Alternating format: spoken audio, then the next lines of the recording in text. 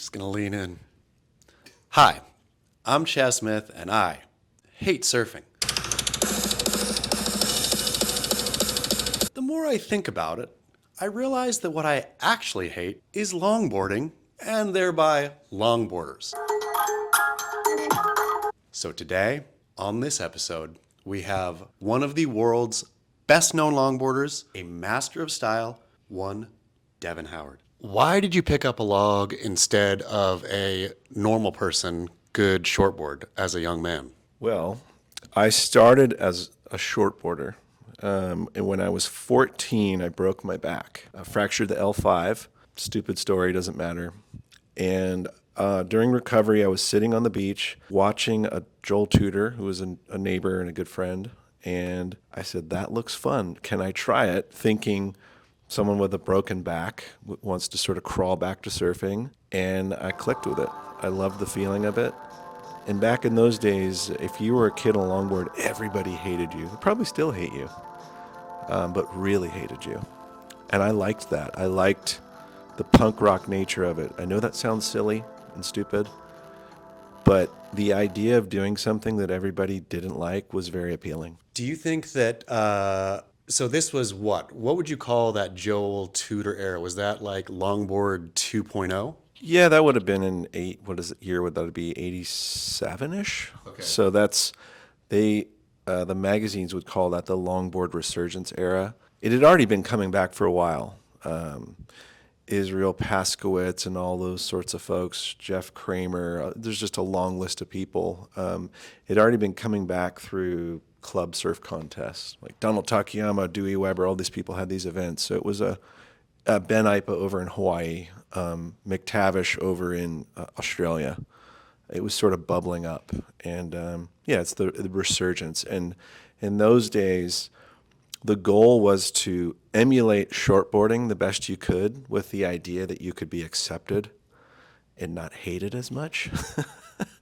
Oh, you're going to make fun of my board because I suck or too many waves, but I can do a floater as well as you can. I can do a floater, hit the lip as well as you can. But looking back on it and watching the footage, never got close, still sucked. But it felt great. Probably felt better than it looked. You're saying high performance longboarding feels good, is what I hear you saying. Well, it did. Well, because in that time, it's a different frame of mind. So here's this thing where a lot of people don't like you doing it.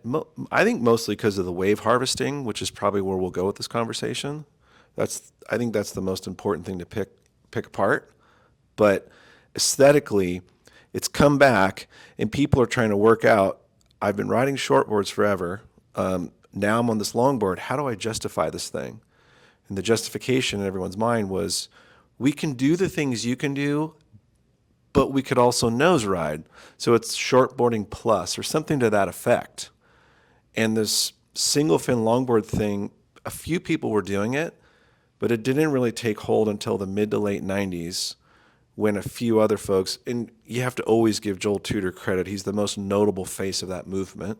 He wasn't the only one, but he was the most visible, the one that people were filming, and he had a microphone, so he could get that message out there.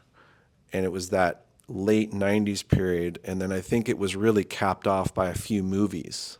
There were many movies, but Thomas Campbell will probably get credit with The Seedling as the one that really was the shot across the bow where more people were taking notice and saying, you know what, this shoulder high and under thing, riding a single fin log, there's something to it.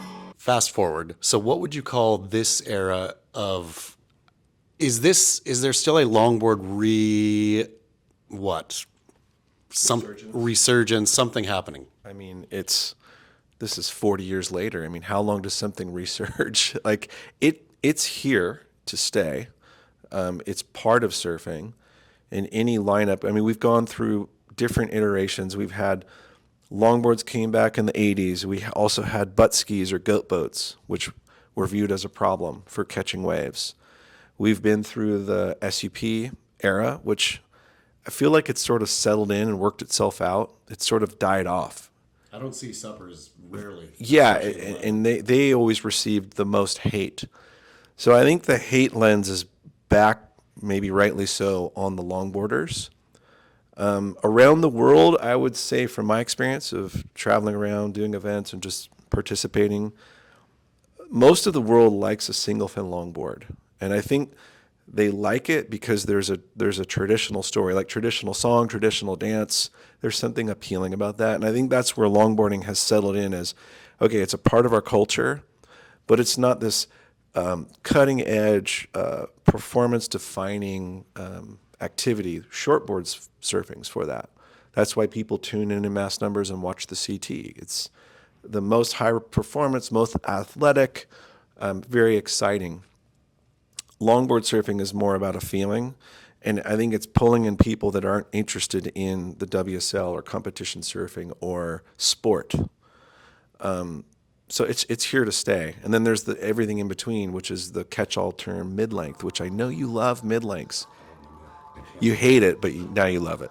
I mean, I can't help it. Well, here's the thing about my mid, I will say. So, where I surf, I've been there for almost 15 years now, right? And when I first moved down to Cardiff by the Sea, of course, Cardiff Reef and stuff was loggy, but the reefs, going up towards Swami's, it was mostly felt like shortboards, and then some alternative shapes or some fishes or some wider shapes started sneaking in. And now I was just out on Sunday, out at a break. And this break used to be, it's not a high performance wave, but it used to be, I don't know, maybe 30% longboards. It's 100% longboards. And I'm sitting there thinking, how do you even begin to start to compete in this world out here? Do I hop on a longboard? The mid is helpful. I can catch more waves, but I can't catch still. You're not going to out paddle a longboard. Is there any kind of solution? Laser guided missiles are cool. Or bazooka.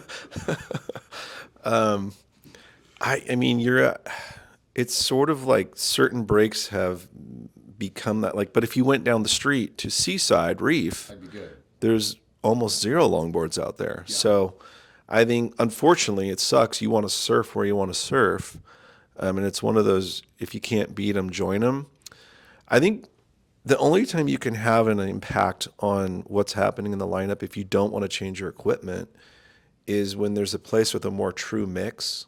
And then it becomes this thing of talking to people around you, because there are so many people that have circumvented the rite of passage, all the things you do where you come up the ranks and you learn right from wrong, or being told that with great power comes great responsibility. You have this giant longboard, you just caught a wave.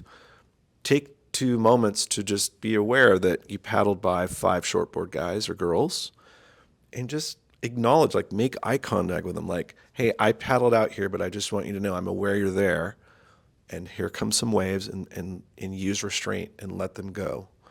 This is like an idealistic, romantic situation, but if everyone participates in this, I know, like, we have to start somewhere, right? Like you and David Scales, you guys talk about movements and things you're always trying to start.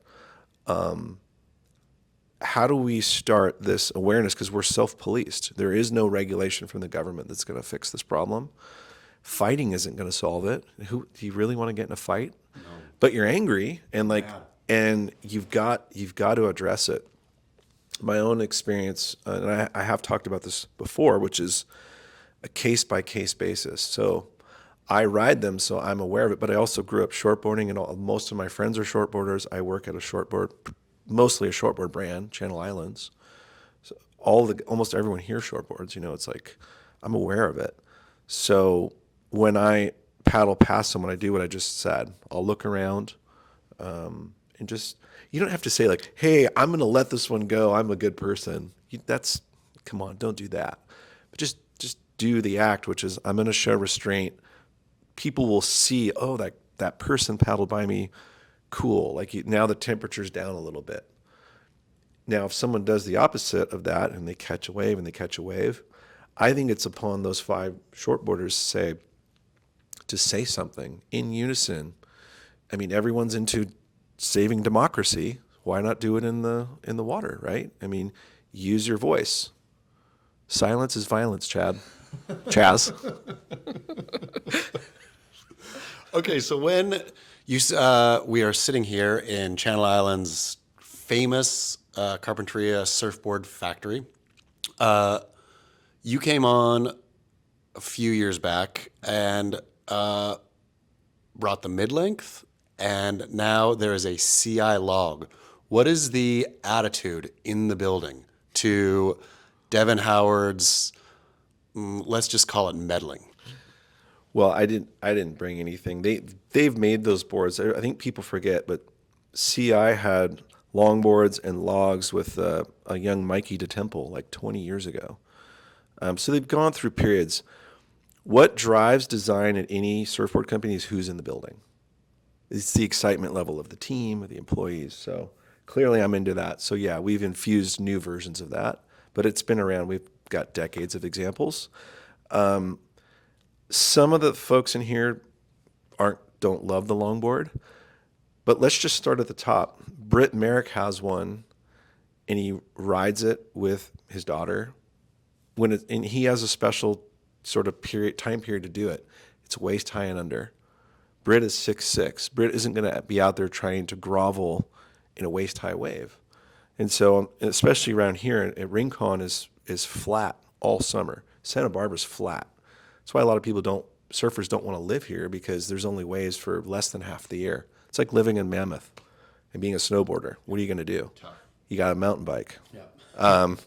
So we start at the top, and if Britt's excited about it, I mean, he makes the call on everything. So his whole point was, if we're going to do it, we just have to do it right. It just needs to be really good.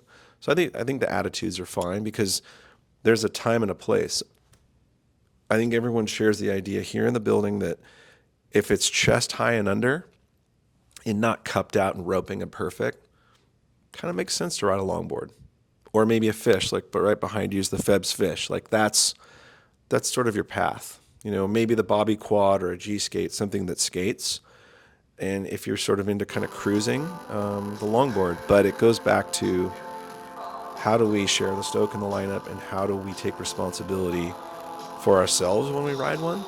I feel like anyone that's watching you is totally clued in. So let's not waste too much time about the people that know what's going on. I think the conversation really is like, what do you do? How do you don't want to be the police. You don't want to fight. I just think we have to encourage everyone to speak up, but don't go from 0 to 100. Don't be like, hey, motherfucker. Just say something that'll catch them off guard. Hey, looks like you're having a lot of fun on that board. But without being facetious, board looks super fun. It's hard to resist. I know. How do you not be facetious? But something that will catch someone off guard, but not go to fight mode. Because when you go to fight mode, that person's instantly going to dig in and isn't going to hear a word you're saying. And just said, hey, stoked you're having fun. You might not be aware of it, but there's a few of us. We want to catch some waves too. Could you let a few go through? And then the most reasonable people will, because maybe no one's told them that, because silence is violence. You're committing violence against yourself.